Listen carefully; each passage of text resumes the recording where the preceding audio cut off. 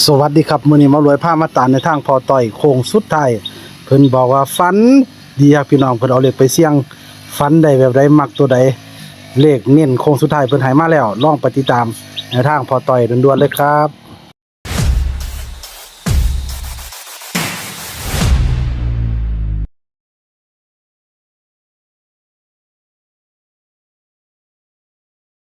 เป็นไงล่ะพ่อโทรมาด่วนๆเป็นจังไดอีกมีตัวใดเด็ดบ่โอ้โอ้บ่ทุกวันบ่วันมึงวันพระนะบ่รวยวันสินใหญ่บ่ก็วันมึงวันพระนะครับก็วันว่ามีคนมาบ้านปันผู้หญิงมาบอกว่า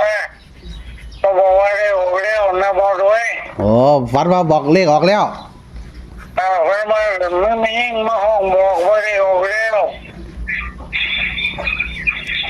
เขาว่าตัวใดล่ะพ่อคนว่า3ก็ว่า295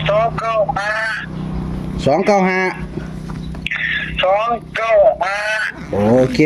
295นะพ่อเนาะพอเคยถามว่าได้จังดี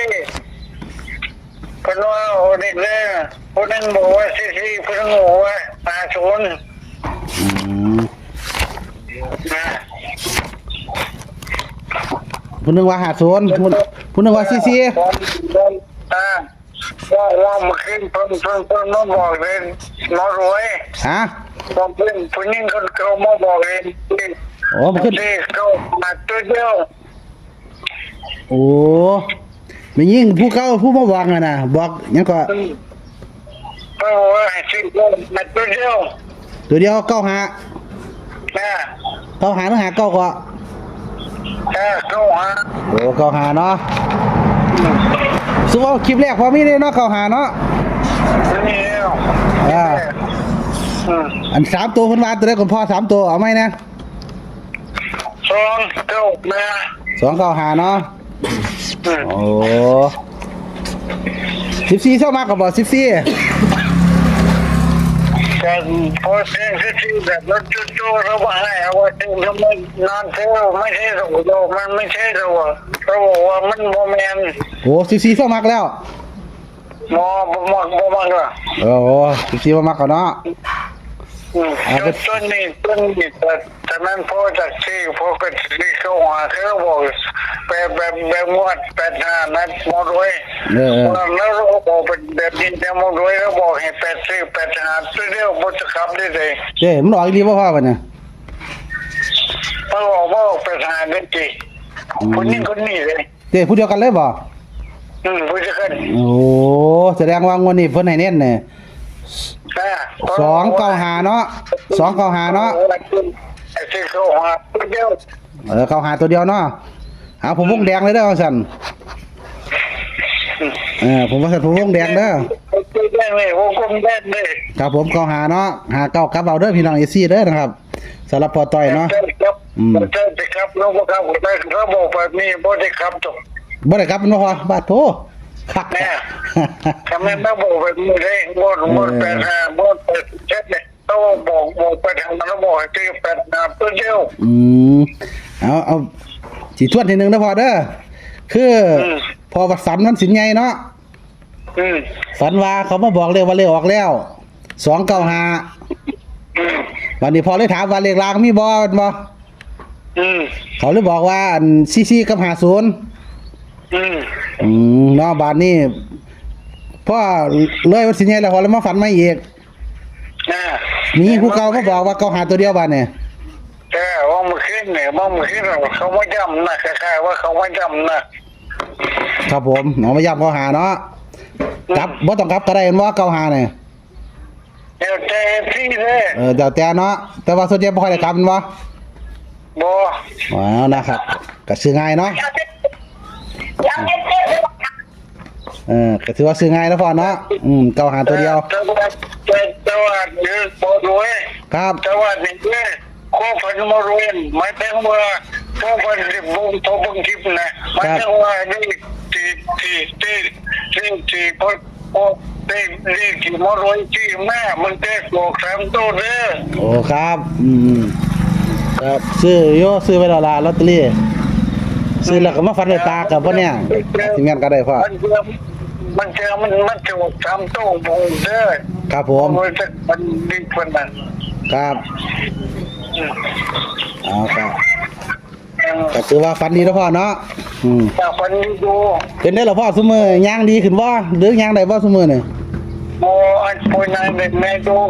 อ๋อย่างได้น้อยๆเนาะ พอเรื่องโมเรื่องจะโมรวยพอเรื่องโมดูเรื่องนึงดู ว่าได้พ่อ พอฝันแต่พอเตียนพอเป็นเจ้าดูน้ำเป็นเจ้าพอเป็นเจ้าร้องหวงไหมเล่นเขาหวานมากพ่อกับพันน้ำพ่อกับพันมันเด็กกินเข้าโรงเนี่ยนะ โอ้ก็แล้วเนี่ยเนาะอ๋อหมายถึงว่าได้เข้าหามาแล้วน่ะนะได้กินเขาแล้วเนี่ย เล่นสองแต่พอเซ็งอีกแต่พันมันได้กินเขาก็บอกถูก โอ้เขาก็พุงสุกโอ้แต่ว่าให้เลขมาแล้วแต่ต้องว่าน่ะฝันได้กินเกาเหลากับพุงสุก นะ โอ้หาเลยเขาเลยเนาะครับก็ตามคุณพ่อว่าล่ะนะครับซี่ฟังแล้วก็มักน้ำก็ลองมาเด้อนะครับเพิ่นว่าวันสินใหญ่นี่เขามาบอกนะครับ2เก่าหาเลขออกแล้วซั่นนะครับพอได้ถามเลขล่างก็ว่า44กับ50นะครับเขาว่าเนาะแต่ก็หลังเลขง่ายมากก็มาฝันมาอีกว่าเขามาย้ำตัวเดียวเก่าหาเนาะก็โชคให้มันน้ำพอต้อยเด้อนะครับเพิ่นก็เป็นคนป่วยติดเตียงนะครับก็ไปได้ย่างได้อยู่น้อยๆเนาะย่างบ่น้อยย่างดีดอกพอตอดแต่ๆเด้อเนาะพ่อพอมันของน้ำได้ซื้อ โอ้พอเข้าห้องน้ำเลยเนาะเอาก็สิใกล้ก็พอหมานที่เนาะเฮาก็คือว่าเนาะพ่อเนาะครอบเจ็บความป่วยบ่มีพอยากเป็นเนาะ ครับ ถ้าเฮาก็เป็นสะพานบุญให้คุณพ่อต้อยเด้อนะครับเอานะครับเลขตัวนี้เพิ่นให้มาต้องงวดเด้อนะครับเลขเข้าหานี่นะครับรู้สึกว่าเพิ่นให้มาต้องงวดพุ่นล่ะบัดนี้เพิ่นมาฝันดีแล้วเนี่ยอันมองไว้ ครับผม อันมองไว้เจ้าฟันเด้อคันนั้นงวดต่อไปถ้าพอฟันได้แต่มือตรงจังที่มันเป็นนั่นแต่มันนั่นนะ มันสิแม่นต้องงวดบ่พ่อได้แต่นั่นได้แต่บ่เป็นดอกพอเอาวาง78ก็ได้78วาง85ได้85ครับผมเอาเนาะเดี๋ยวสิตามไว้ต้องงวดเนาะพ่อเนาะครับพอเราว่าเราฝันแม่นต้องงวดเด้อนะครับแล้วก็โทษตะมือเลขออกพุ่นล่ะก็ยากอยู่มือ2มือก็บ่ได้รับก็มารับมือ3มือ4เนาะแต่ว่าก็ถือว่าเพิ่นเลขออกเพิ่นก็โทรมาโหลดว่าฝันแล้วจังซี่นะคือเราพอต่อยเนาะนะครับเพิ่นก็เป็นคนที่ฝันแม่นเพิ่นว่าเพิ่นก็ป่วยติดเตียงก็ให้ทางช่องนะครับระวังหมอรวยช่วยได้เนาะหมอกับแม่ตุ้ยเนาะกับแม่ตุ้ยพระรวยรายวันนะครับเนาะเป็นสะพานบุญให้เอาแม่ตุ้ยมีหยังบอกน้องพ่อเล่าหน่อยบ่ว่าเสียงเขาแน่น่ะคลิปบ่ของมันมีเสียงของมันหมายจังได๋น่ะเว้านำเพิ่นแน่มันโจยเลยมันโจย จ้า กดได้กดแท้เด้กดได้กดแท้ดู ค่ะขอบคุณหลายๆเด้อค่ะ ครับผม ว่าถ้าเป็นน้องไม้เฮ็ดไม้ยอดคนติดตามบ่ท่านใดอันนั้นอยู่บ่ท่านสร้างได้อยู่ค่ะ คอยFC เขามาตุ้ยความมันเรื่อยได้มันมีเด้อ ค่ะขอบคุณหลายๆค่ะ นะครับก็เป็นเลขสรุปว่างวดนี้พอฝันวันสินใหญ่เนาะ2เก่าหาเนาะครับเนาะฝันว่าเลขออกแล้วนะครับแล้วก็ถามเลขล่างเขาเลยบอก44เข้าหา0ต่อมาว่าฝันว่าเขามาย้ำเก่าหาเนาะโชคให้หมานเด้อพ่อเด้อขอบคุณหลายๆสวัสดีครับ